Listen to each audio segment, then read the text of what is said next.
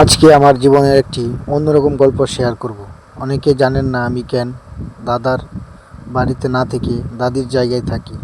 এর পেছনে রয়েছে আমাদের পরিবারের দীর্ঘদিনের কষ্ট, সংগ্রাম এবং বাস্তবতার একটি গল্প। আমার দাদির বিয়ে হয়েছিল গাজীপুর জেলার ইজ্জতপুর কাফিলাতুলি গ্রামে। বিয়ের পর আমার বাবা ও তার দুই বোনের জন্ম হয়, কিন্তু কিছুদিনের মধ্যেই আমার দাদি মানসিক ভারসাম্য হারিয়ে ফেলেন।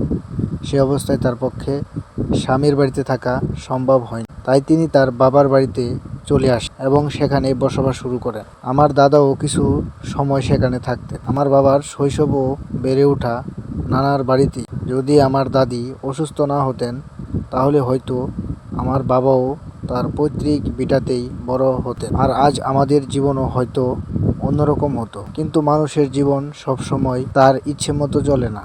দাদি মারা যাওয়ার পর আমার বাবা তার মায়ের সম্পত্তি হিসেবে 6 গুণ্ঠ জমির মালিক হন, যা আরএস রেকর্ডে তার নামে ছিল।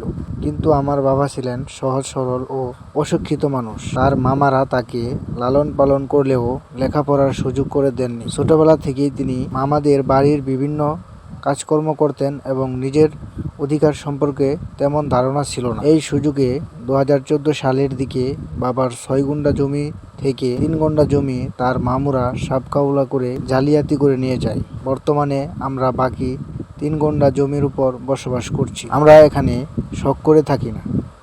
পারিবারিক পরিস্থিতি, ভাগ্যের নির্মমতা এবং সময়ের নানা ঘটনার কারণেই আমাদের এই বাস্তবতায় বসবাস করতে হচ্ছে। যদি সেই সময় দাদি অসুস্থ না হতেন, যদি বাবা নিজের অধিকার সম্পর্কে সচেতন হওয়ার সুযোগ পেতেন, তাহলে হয়তো আজ আমরা আমাদের দাদার ভিটেতেই থাকি। আজ আমরা কারো সম্পদ চাই না, কারো ক্ষতি চাই না। আমরা শুধু আমাদের ন্যায্য অধিকার নিয়ে শান্তিতে বাঁচতে চাই। কারণ মাথা গুঁজার এই ছোট্ট আশ্রয়টাই আমাদের সবকিছু। এটাই আমার পরিবারের বাস্তব গল্প, সংগ্রামের গল্প, বঞ্চনার গল্প এবং নিজের অধিকার নিয়ে বেঁচে থাকার গল্প।